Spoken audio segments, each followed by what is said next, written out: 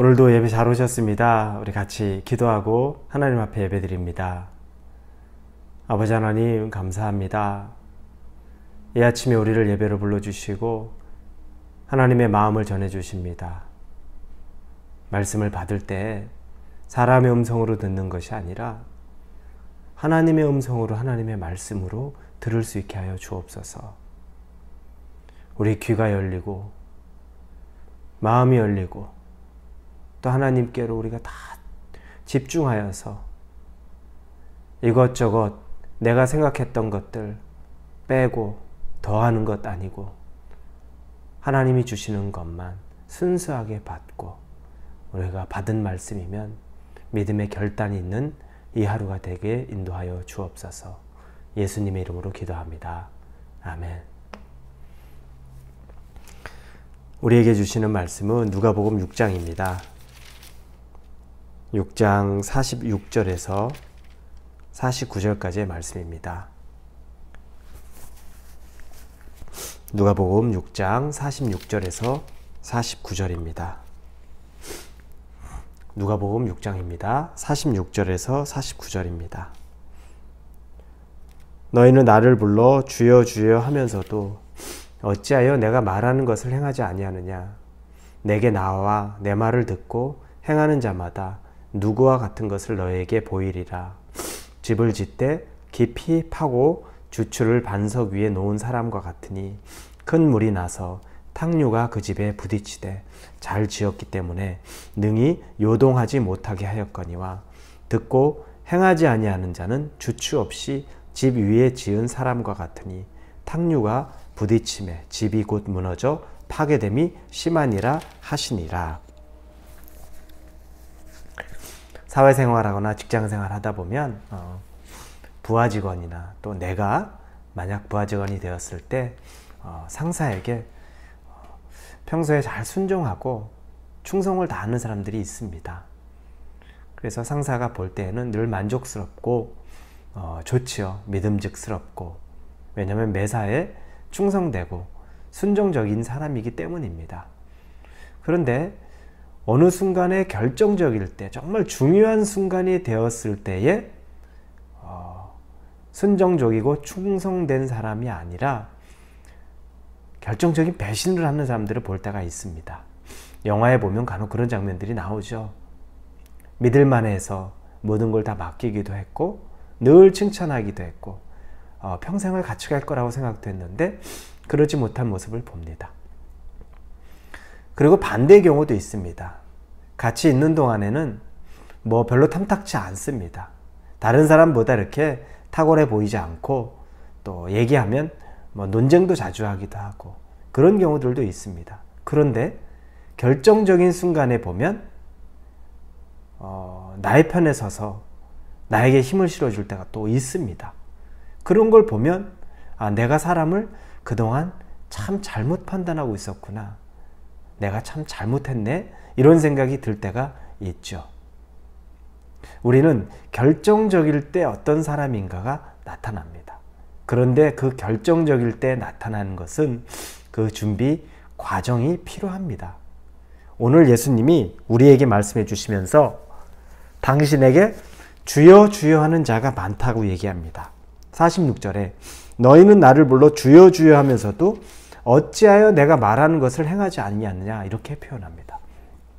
주여 주여 주님이라고 말하는데 내가 너희에게 가르쳐 행하라고 말하는 것은 너희가 어떻게 그렇게 하지 않느냐 이걸 책망하시는 겁니다.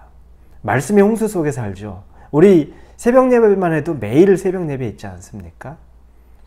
그러나 이렇게 말씀이 많고 온갖 우리가 인터넷으로 접할 수 있는 말씀들은 정말 많은데 그 들은 말씀을 과연 우리가 얼마나 삶에서 하나라도 적용을 잘하고 살았는지, 그래서 우리의 삶에 변화가 있었는지 이건 한번 되짚어 봐야 됩니다. 들은 말씀은 많은데 변화가 없었던 것, 우리 삶에 어떠한 것도 변화가 없었던 것, 이건 위험하다는 겁니다. 예수님이 그래서 비유로 말합니다. 그냥 책망하는 것이 아니라 왜 주여 주여 하면서 너희들은 내 말을 따라 행하지 않느냐? 이게 왜 문제가 되냐면 그 뒤에 나오죠. 47절부터 내게 나와 내 말을 듣고 행하는 자마다 누구와 같은 것을 너에게 보이리라.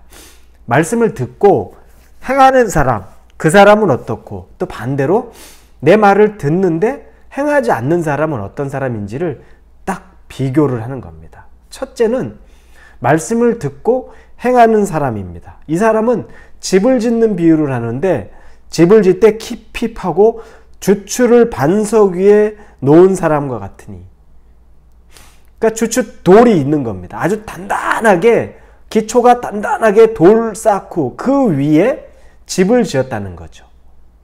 그래서 결정적일 때 되면 큰 물이, 홍수가 나서 물이 넘쳐나는 그때에도 워낙 단단하게 주초석이, 반석이 있기 때문에 그 위에 지은 집은 요동하지 않는다는 겁니다. 그러나 반대로 49절에 듣고 행하지 아니하는 주는 주추 없이 흙 위에 지은 사람과 같으니 탕류가 부딪힘에 집이 곧 무너져 파괴됨이 심하니라 하시니라. 반대죠. 거기는 대충 지은 겁니다. 흙 위에 지은 겁니다. 쉽죠. 듣기는 듣는데 조금이라도 변화되려는 행함, 결단, 이게 없는 것. 우리 말씀 듣는 건 얼마나 쉽습니까? 틀어놓으면 유튜브에 수많은 말씀들이 있는데 아멘, 아멘은 할 수 있죠. 너무 은혜롭다.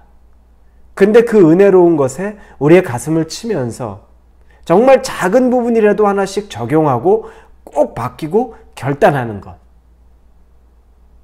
이런 부분들이 있느냐는 거죠.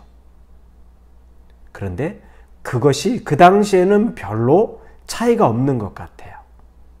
그러나 홍수가 오면, 즉 결정적일 때에 되면 예수님을 따르는 사람이 되는지, 결정적일 때 배신하는 사람이 되는지가 나타나는 겁니다.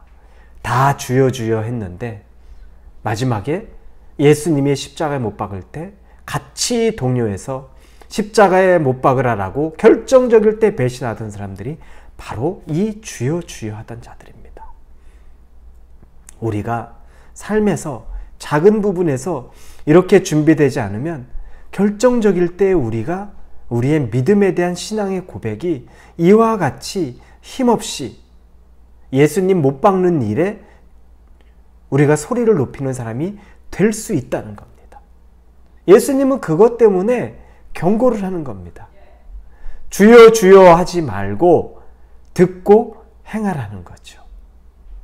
사랑하는 우리 성도 여러분, 말씀의 홍수 속에서, 그리고 은혜를 받은 것 같은 내 마음 속에서 아멘 아멘 그걸로 끝나는 것은 힘이 없습니다.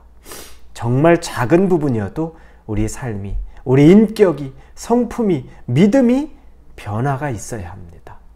그래야 주춧돌을 반석 위에 주추를 세운 것과 같이 홍수가 와도 능히 견딜 수 있고 예수님을 끝까지 쫓아갈 수 있는 사람이 되는 겁니다. 오늘 우리에게 주시는 말씀을 통해서도 작은 부분이라도 우리의 삶에 변화가 있기를 주님의 이름으로 축원합니다. 같이 기도합니다. 하나님 감사합니다. 말씀의 변화가 있기를 원합니다. 듣는 것으로, 수없이 많이 들었던 것으로 내가 만족을 얻는 것이 아니라 애통해하며 적은 말씀이어도 하나라도 우리 삶에서 결단하고 적용하게 하여 주옵소서. 그래서 결정적일 때, 홍수와 같은 위기의 상황에서 예수님이 우리의 믿음을 보시는 그 상황이 됐을 때 말로만 주여 주여 하고 주님을 떠나는 자가 아니라 정말 주님의 편에 서서 주님과 같이 그 길을 좇을 수 있는 참 제자가 되도록 인도하여 주옵소서. 예수님의 이름으로 기도합니다. 아멘.